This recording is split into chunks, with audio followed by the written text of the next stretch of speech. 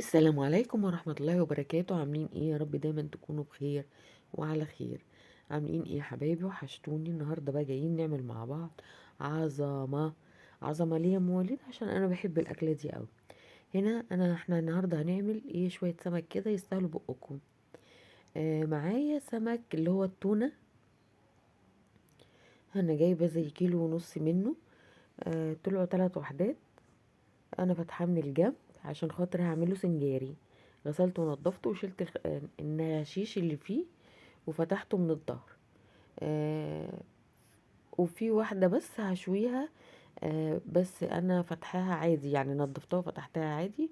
وانا بحب السمك البلطي، ما بحبش التونة.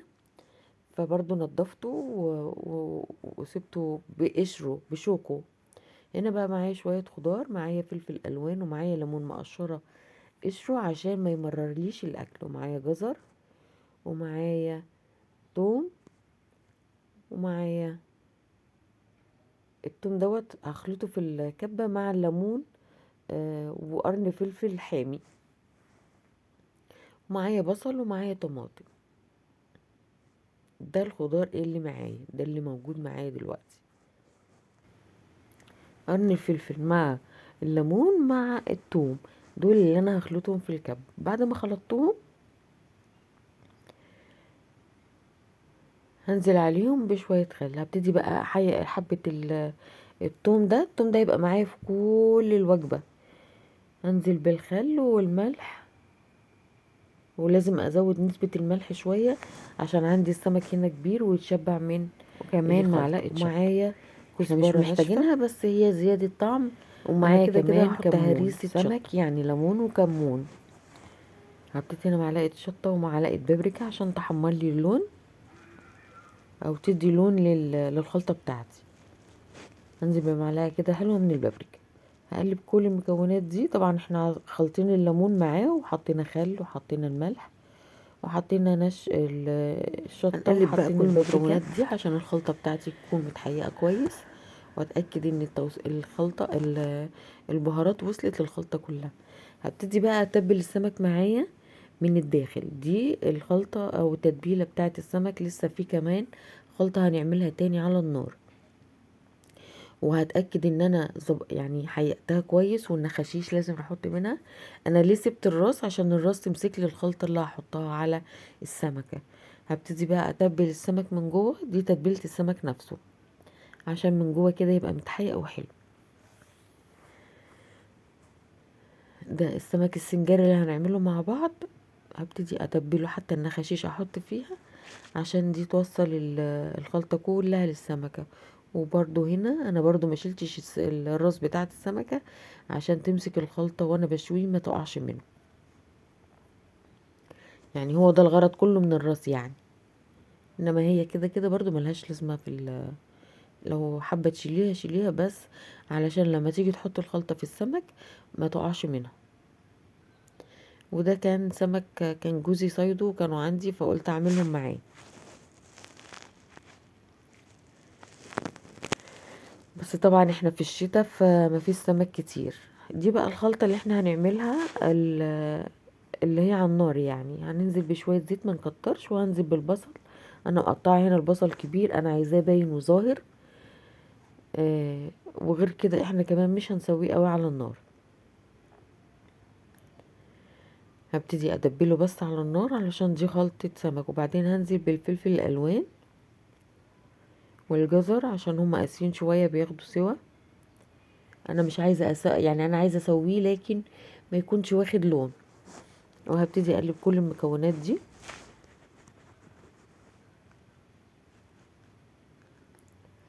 لحد ما يتبلوا معايا.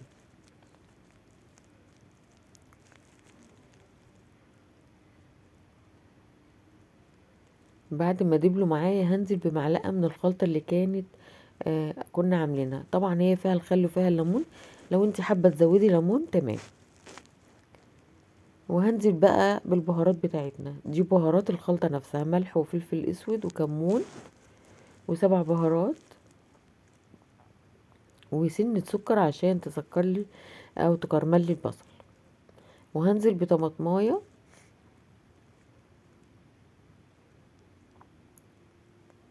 ومعلقة صلصة. كل دوت هنقلبه على قلب بعض.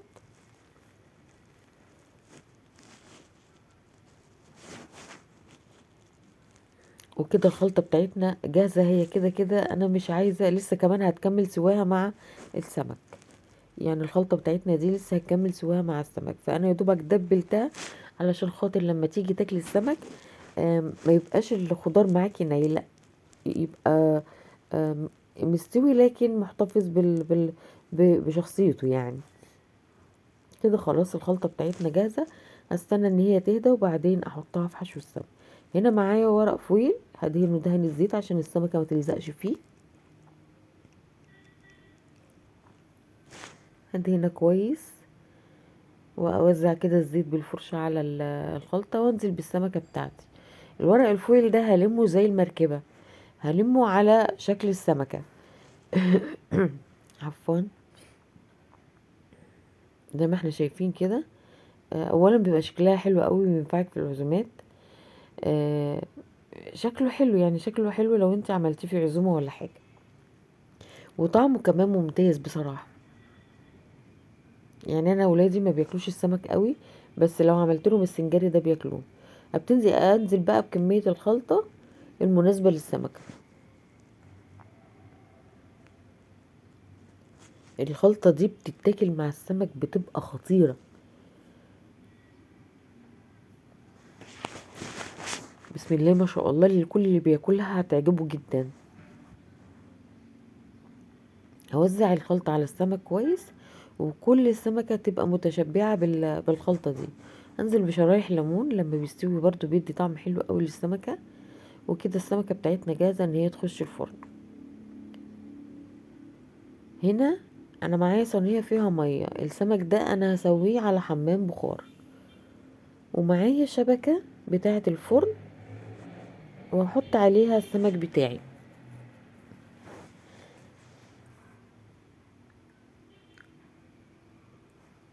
المية دي عشان البخار بتاعه يطلع على السمكة يسويها وما يخليش السمكة بتاعتي ناشفة.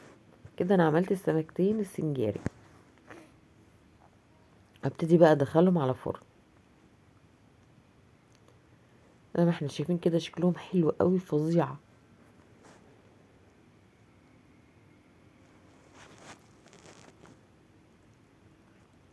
هما كده جاهزين لدخول الفرن.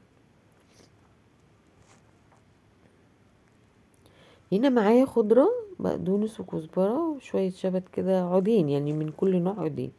هقطعهم على الخلطة علشان احشي اللي هو السمك اللي هو ايه هيتشوي. هزود خل.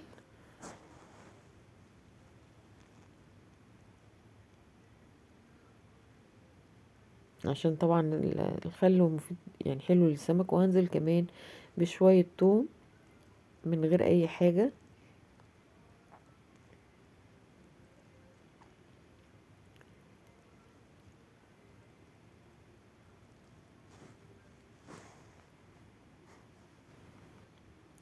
هنبتدي نقلبهم عشان نحشي بيهم السمك.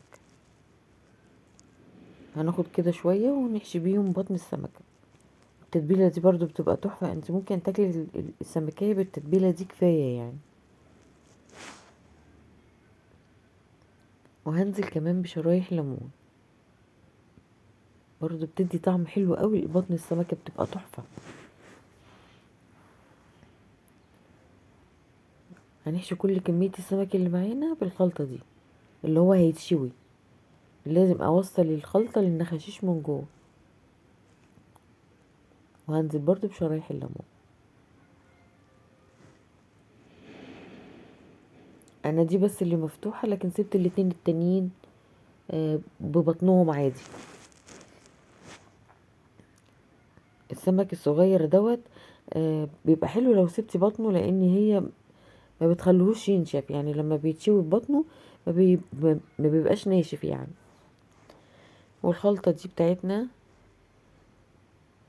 هنحط عليها شوية مية علشان خاطر دي بقى هتبقى التتبيلة للسمك المشوي لما يخرج من الفرن. بس طبعا هزود له بقى احياء وكده لان احنا زودنا مية. فلازم المية بتاعت او التشريبة بتاعت السمك تكون حادقة شوية. هنزل بشوية جزر عشان تطعمني الخلطة. طبعا هو محتاج ملح، وملح كتير كمان يعني. هنزل بالملح والكمون، وهزود الخلطة بتاعتنا والكزبرة الناشفة وشوية خل، وهنعصر كمان ليمون، بس هسيب الليمون بقشره فيها يعني.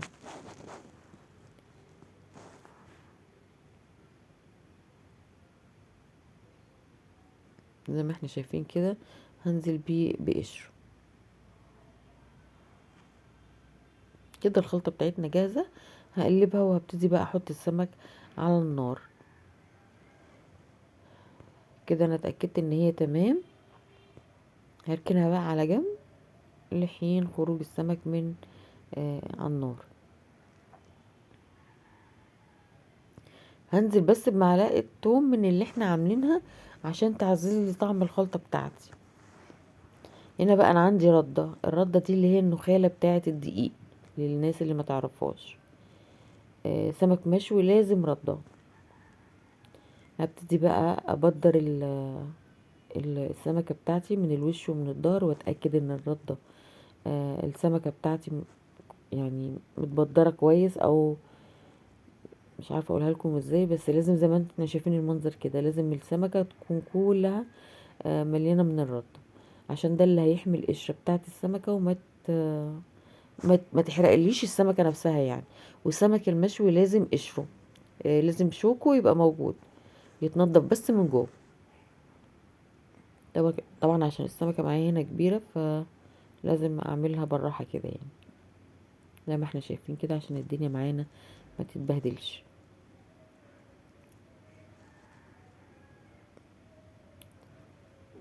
وخلي بالي من الخلطة علشان ما تقعش. زي ما احنا شايفين كده السمكة معايا جاهزة. انا دي صينية كانت عندي ستانلس، بس انا ما كنتش بستخدمها فاستخدمتها للشوي.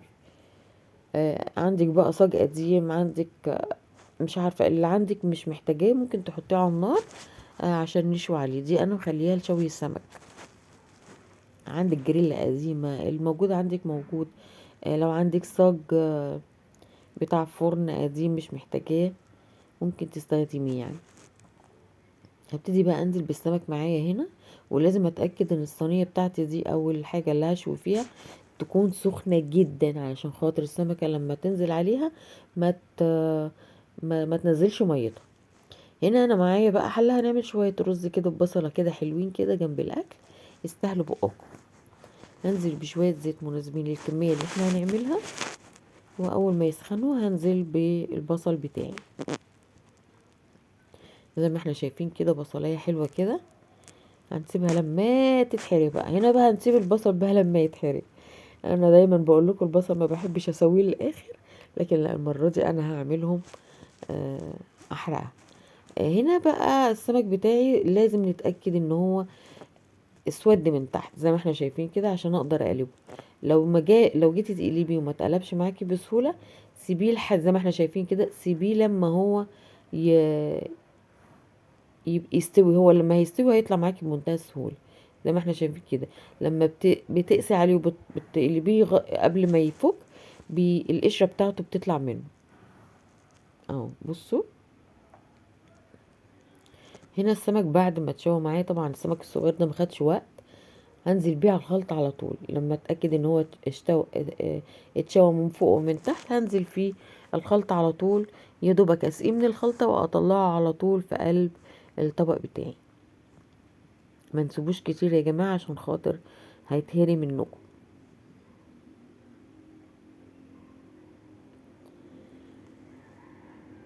بصراحة أكلة السمك دي ممتعة يعني، أنا من عشاق السمك. جميل جدا، بالهنا والشفا على قلوبكم. هنا كمان طلعت البلطياية دي بتاعتي. طبعا عشان هي كبيرة ما شاء الله، والطبق مش كبير، هبتدي أسقيها في الطبق، لكن لازم أصفي التشريبة بتاعتهم دي، ما خليش فيهم تشريبة يعني. التشريبة دي يا دوبك هسقي السمكة كده وبعدين هرجعها تاني في مكانها يعني، مش هخليها في الطبق. هنا بقى البصلايه بتاعتي احمرت، هنزل بالجزرايه. بشر الجزر عشان خاطر بيطعم لي الرز وبيديه لون وشكل حلو. هبتدي بقى انزل بمعلقة سكر عشان تكرمل لي البصل.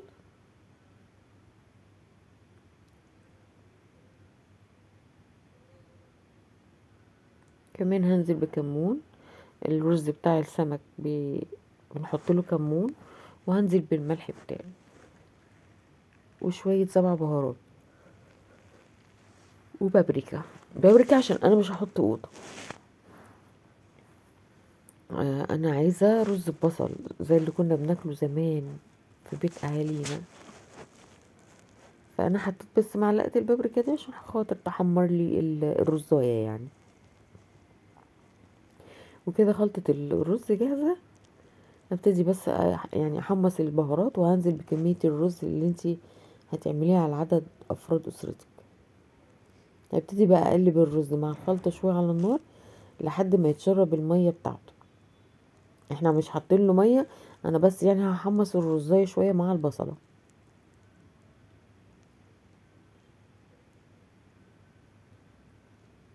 كده تمام، الرز بتاعي بقى جاهز. ابتدي انزل بالمية بتاعتي لما احس ان الرزاية كده بقت تخشول معايا في التحميصة دي. هنزل بقى بالمية بتاعته زي ما احنا شايفين كده. آه البيبركة برضو عاملة شغل في الرز. كده بقى حطيت له ميته وهسيبه يستوي. السمك بتاعي اهو جاهز، بقى جاهز اهو زي ما احنا شايفين كده. بصوا السنجاري جميل ازاي. عملنا سلطة طحينة. الرز بتاعنا خطير، كان خطير والله. والسمك بتاعنا المشوي بألوانه الجميلة. وعملنا السلطة الخضراء. وجبة جميلة وممتعة ولازم نعود ولادنا عليها. يعني احنا لازم نعود ولادنا ان هم ياكلوا السمك. لو رفضوا مرة لا، يعني حاولوا معاهم تاني لان السمك طبعا مفيد وانتوا عارفين ان هو مليان بالفيتامينات والاوميجا 3. ووجبة خفيفة على المعدة وعلى القلب بصراحة جميلة. تستاهل بقكم ان شاء الله تعجبكم. وجربوها ان شاء الله، سهلة وبسيطة ومش هتاخد منكم وقت. آه السمك لازم سلطة خضراء وسلطة الطحينة. الهنا والشفا على قلوبكم. ما تنسوش الاشتراك في القناة. السلام عليكم ورحمة الله وبركاته.